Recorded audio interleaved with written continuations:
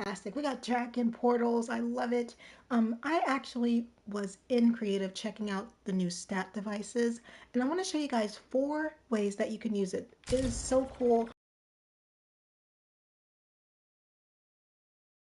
It's going to be so much easier to do stats. It's amazing. So let me go ahead and jump in and show you guys what I did.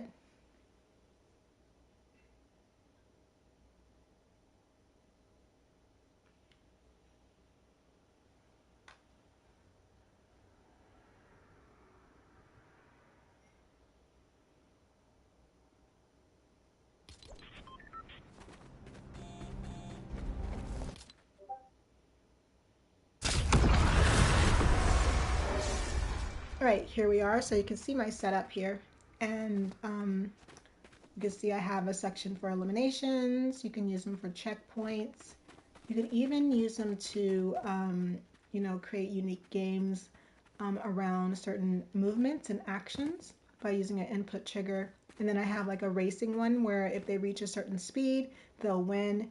And I'll show you guys how it works. So I'm going to go ahead and start so we can run a test so you can see how it works.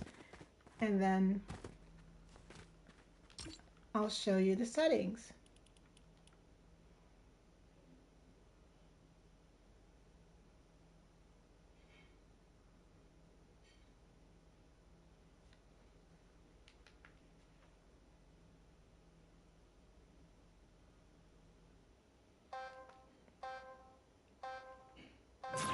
Oh, and so sorry, I just remembered that I disabled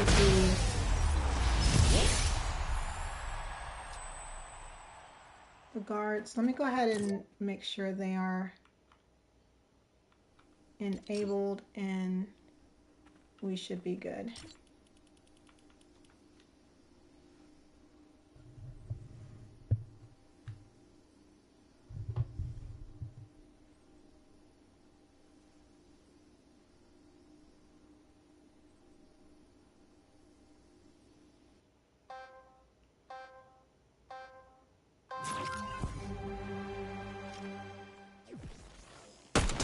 So you see it kind of works like a tracker, with the exception that you can actually track anything you want. So you can track eliminations live in game and set this to save. And when players come in, they can always see their eliminations, which is really cool. You can also, let's say you're doing a parkour, and you can see the trackers on the bottom left-hand side. You can track checkpoints, which is really great too. Next, let's say you want to do like a really cool game where if the player jumps a certain amount of time, they open up a new portal or they get a prize or something like that. Unique jumping games, really cool. So you can even track that. And then another thing I found really cool is you can see a new tracker just like appeared right there called speed. If a player reaches a certain, let's say, speed, they will, they can win. You can, give them an accolade. You can move them to the next level, or anything you want. It's really cool. So you see here, if I reach a speed of 10, I believe that's where I set it to, then I'm going to receive a message that says you win. So let's go ahead and give it a try. Speed increases. And you can see it's keeping track of the speed there and also on the tracker. All right, once I hit the designated speed, I'm going to get that message.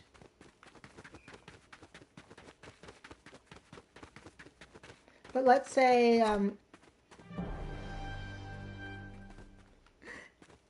you can also put volumes, so it can send an event to compare. And every time it compares, of course, it'll send a message when it has exceeded that particular limit that you placed on the device. You can also send an event if they did not meet the limit. So let me go ahead and show an example of that.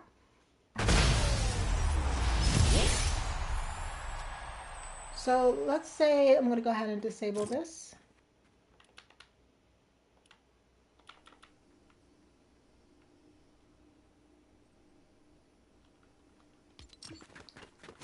let's say they don't meet the limit, right? You're gonna set that on the counter, the stat counter, right? So let's say you set the limit to like 50 or something like that.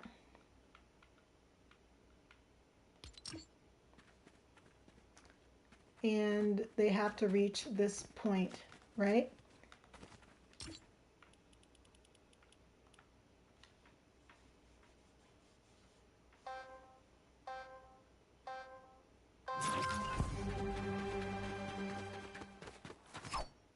All right, so it started. Let me go.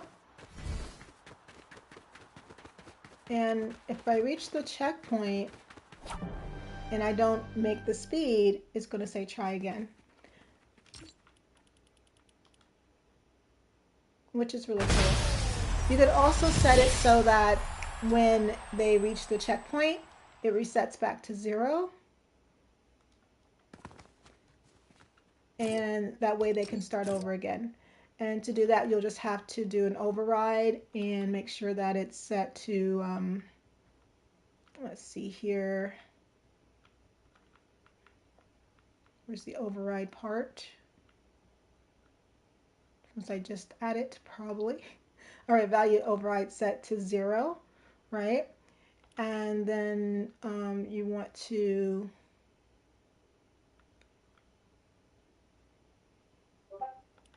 let's see here. On failure, you want to go to stat counter, whatever you name your device. And let's see here. And override value. And that's going to set it back to 0. So let's go ahead and run a test for that.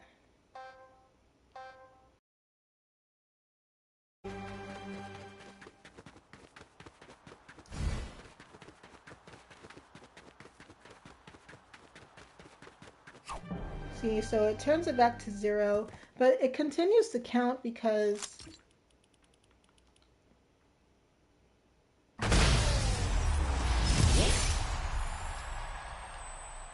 there is an you'll see here what I'm using is to customize the stat speed, or this is the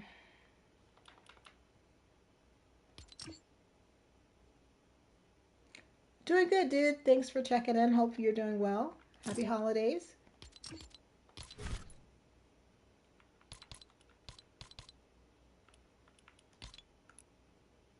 So this is the stat power up device, right?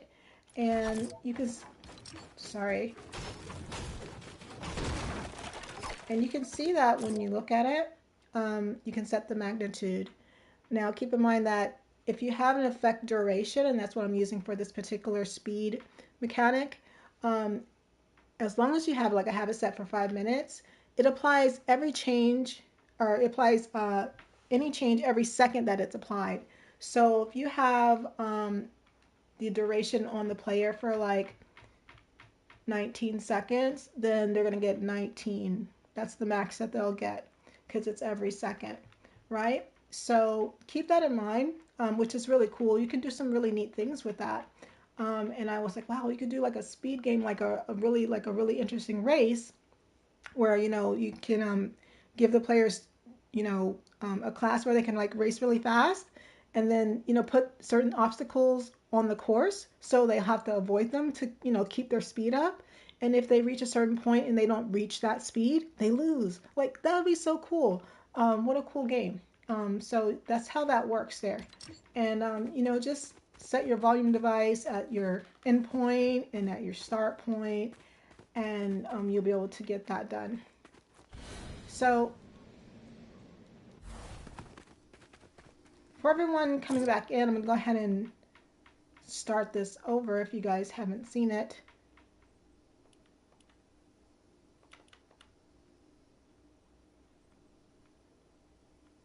Or you can always just, rewind the video since this is live. But we've got some really cool stuff here. Does it speed everything up? Great question. No, I'm using a mutator zone and a class device to go faster.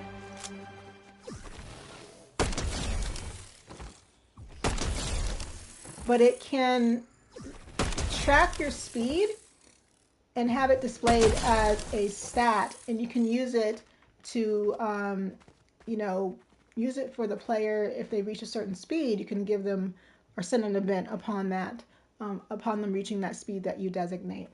You can also do, so you can see you do eliminations, you can do checkpoints, you can do special movement. So this is like if you jump 10 times, you know, you can send an event after that. You know, so that'll be kind of fun for players. Imagine a game like that. If they have to keep jumping, and if they don't, something happens. Really cool, right? And then, of course, you guys seen the racing one. So I'm going to go ahead and go through the settings for each one. And I can't wait to see what everyone else comes up with on how you can use these things. It's so cool. So let's first start with eliminations. Of course, you can do guards and any type of NPCs that you have. Of course, this can be connected with verse if you prefer that, or you can just do event binding.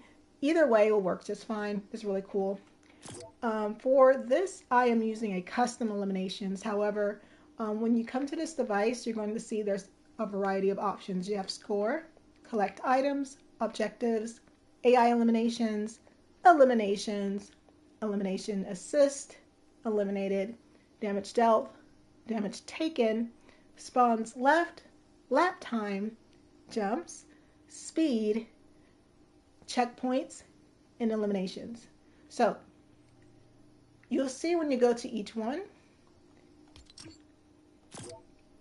that it's going to be connected to whatever you put your stat power up as. So you'll actually have to use an entire system.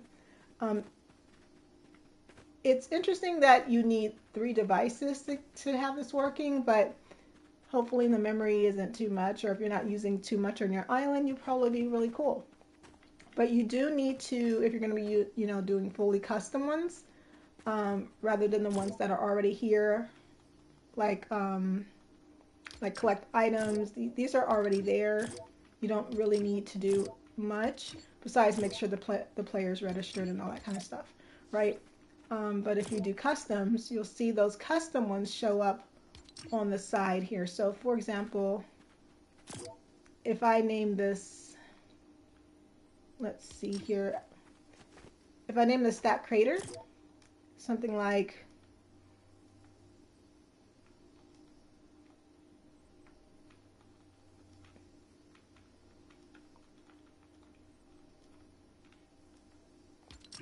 that, right? You're going to see when you go to your stat counter, elims, see? So that's a custom stat, right? And that's how you would set your custom stat. So that's really cool. As for the settings for this, you pick whatever stat you want, and then you're going to, of course, make your adjustments depending on your game. So we're going to be using a limbs. And again, this is custom elims. You also have your regular elims, but we're going to be just sending events manually. I have it compare type equal or more, and so forth.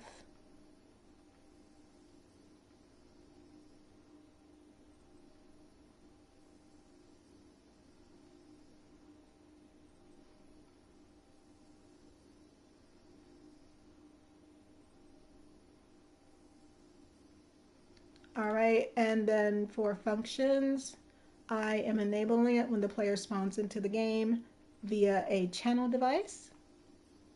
And I'm registering the player as well when they spawn into the game via a channel device. You can use anything you like and what works for you. There's no events. Now for the stat creator. So again, you're going to put your stat name if you're making a custom stat. The max value I have is 10 eliminations, and of course starting at a max level 1.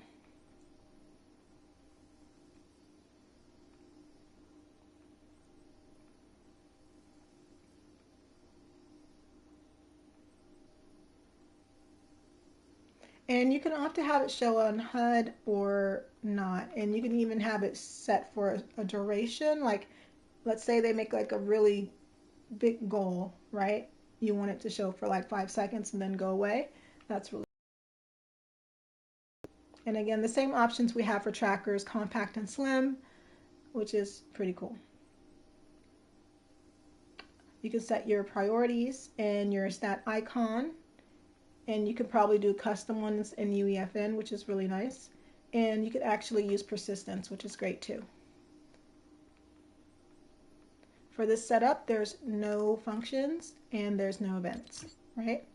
Now for your stat power up, you have to also connect it to your custom stat. So you see it's connected to limbs.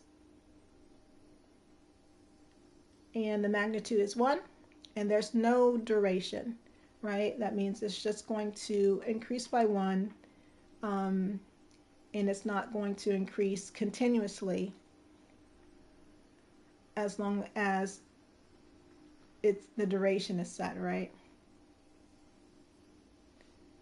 So the effect duration is set to instant, as you see there, compared to the speed one. And let's see here. Again, everything else here is optional. You guys like play around with it. It's really cool. Now, it has to spawn just like a health power up. I have it spawning when the player is spawning into the game via the channel device, and pick up when receiving from Elimination Manager on Elimination. And there you go. And then the Elimination Manager here is set to all types and so forth.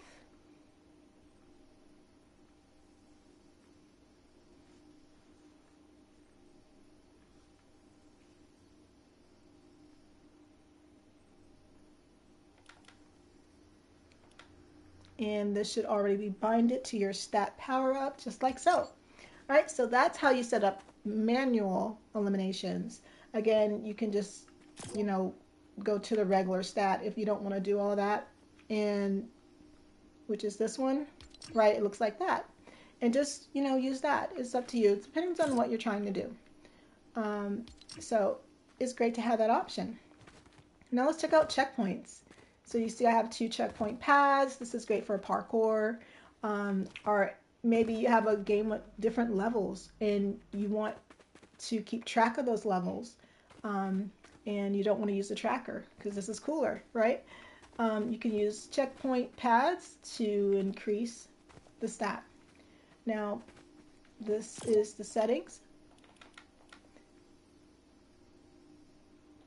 That is my billboard. Hold on, let me just do that. Good. Oh dude, like when I'm on PS5, so I get that thing where if I press R2 it'll just go crazy. All right, so just forget about the wall, right? The wall is gone. It's gone. All right, so I have it set to score, right? Because I had some issues when it came to setting it to checkpoints, right? It was doing this buggy thing, and I think it's just because it's so new, it just kind of bugs out, where it would show a circle with a line across and all these lines. So if you guys come across that and that happens to you, because it did happen to me, just know it might be a bug. What you have to do is basically clear out the entire thing and try to reset it. Like, go to one of these and go back to like your custom. If that doesn't work, then you can use any other one and still send a manual event. So that's what I'm doing here. I'm using score, and these are the settings.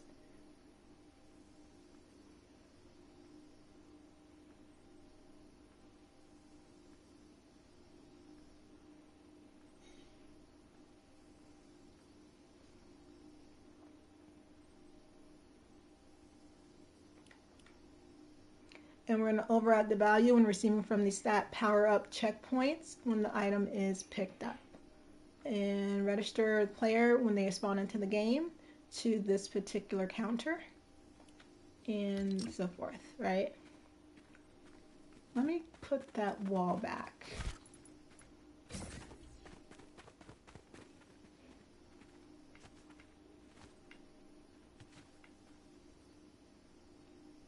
It may not be perfect. Not bad. Wait, let me move it over. Let's move it over. All right, cool. All right, and then here for your devices, you want to have your stat name, your max value, would be how many checkpoints you have in your game, and so forth. I do have these set to a selected team. Let's say you're keeping multiple stats for multiple players. Well, you're going to require more devices, and what you can do is set your map to have individual teams of one. Just real quick, if you guys aren't familiar with how to do that, you'll basically do that in your structure in island settings. Like I have max players 6 teams, teams of 3, team size of 1, right? That means when everyone spawns in, right, I'll have to actually put this into 16 teams, right? The system's going to automatically place one player in one team up to 16 teams, right? And then when you do your devices and you're tracking that for that one player, you can do selected team all the way up to so forth. And that'll be a way to, you know, better track that player. So let's see here. Of course, there's other ways to do it. And then there's no functions and no events. Now for your power up, and it's connected to the stat checkpoints.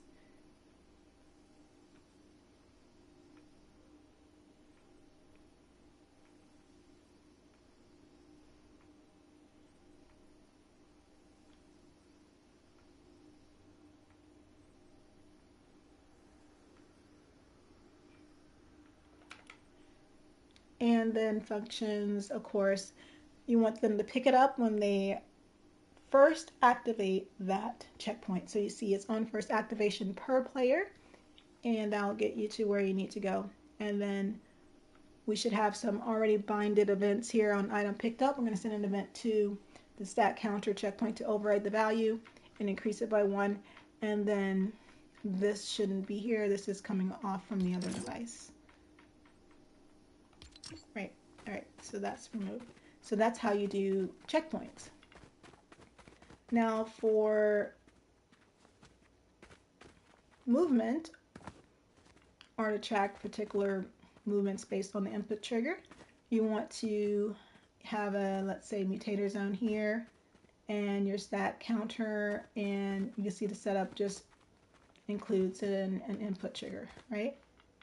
So let's see here.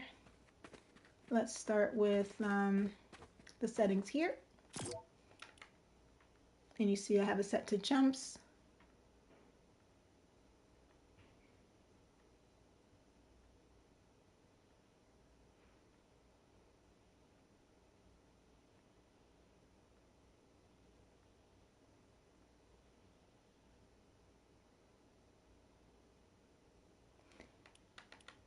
And functions are as so. We're going to register the player when receiving from channel 5 and so forth. And that channel is when the player spawns into the game. I also have this mutator zone just to enable and disable all these devices, just so when the player comes into this area, when they jump, it'll be counted. But if they leave the area and they jump, it will not be counted. All right, and then for the stat creator, it's called jumps and so forth.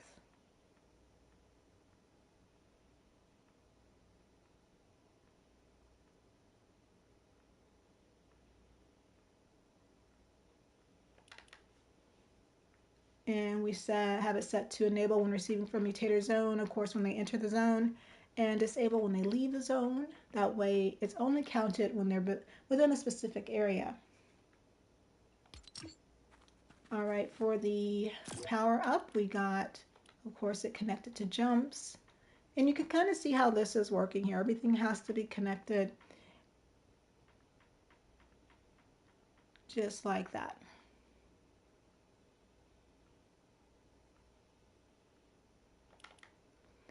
And corresponding when the player comes into the game, picking up when they press the input trigger for jumps on input pressed and no events. And then input trigger is set to standard action of jump, but you could use anything here if you're trying to do something special, like if you want it to be sprint, all that kind of stuff.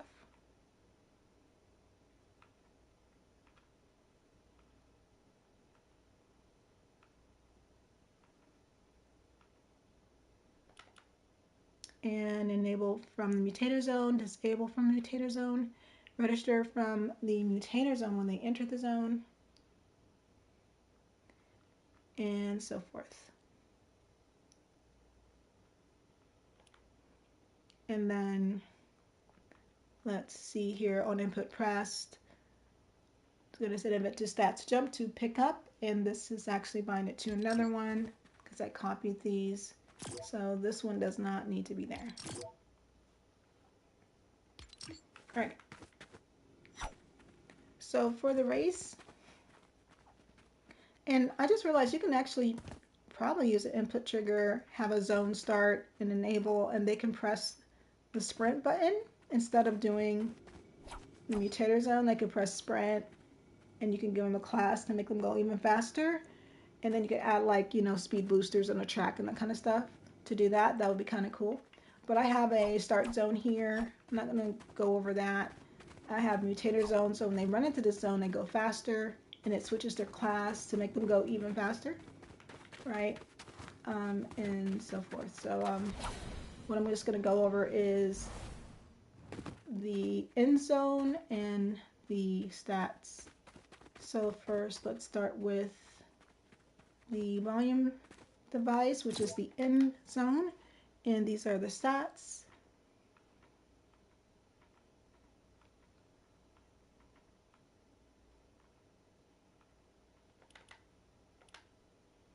And you can see when they enter, it's going to compare the stat on the stat counter speed and also change player to class. It's going to take them back to the regular class, so they're not super fast anymore. And then for the stat counter is connected to a custom, these things are creator, right? And these things are called the creator, so it's connected to a custom creator. And then we have a comparison value set at 50. This is where you're going to set what speed you want them to reach, right? And then you want it to compare. Do you want it to be equal to that speed or more? Do you want it to be more than 50? Do you want it to be equal to 50? Or whatever you like, right? So I have it set to 50 or more. If they do not reach this speed by the time they get this zone and it compares, they're going to get a message that says, try again, right? If they do reach the speed by the time they get this zone and it compares and it's successful, it's going to say, you win. Really cool, right? And these are the settings.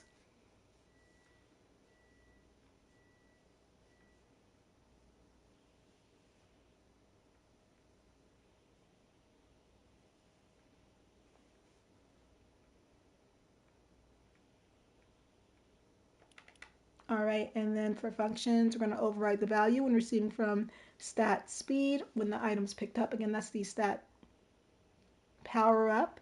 And then the stat counter, we're going to overwrite value when the comparison fails. And then we're going to compare the stat when receiving from the volume device that they enter, which is going to be placed in the end zone, right?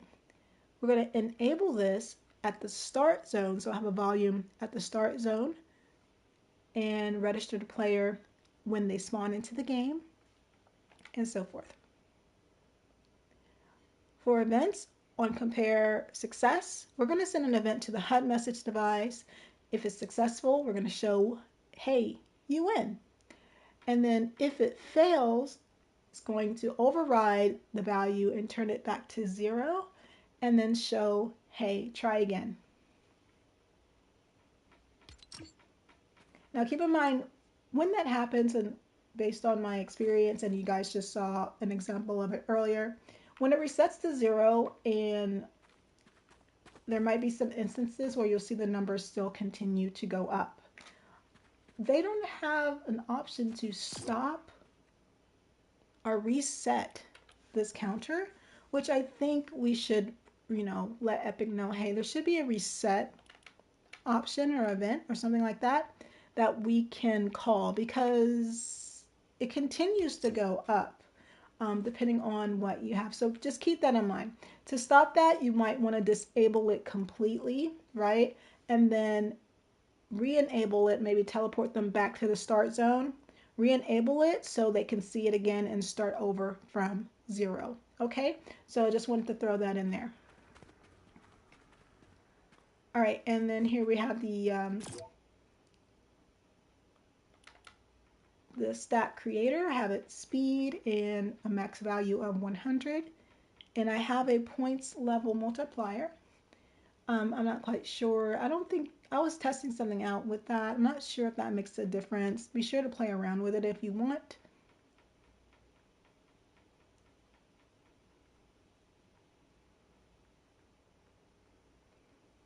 And then enable through volume speed start. That's the volume at the beginning. And that's it, right? Again, with this, I was playing around with it. It didn't affect the way the numbers worked in any way. I believe this is when you're wanting to increase the levels. I still have to go in and play around with that just to check, but it's been quite a long day, so I'm just kind of rushing through this because I put this together and I really wanted to show you guys. But when I get some more time, I'm gonna go in and just see how that works, because you can actually do a ranking system on this and do levels, which is really great. And then the power up is what you see here.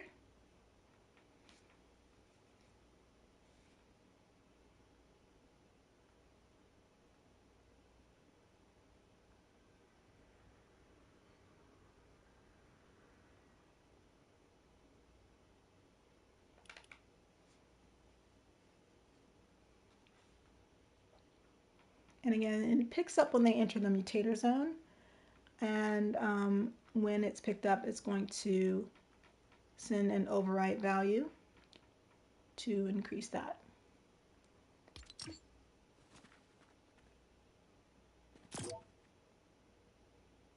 And there you go. That's how you set up this particular setup.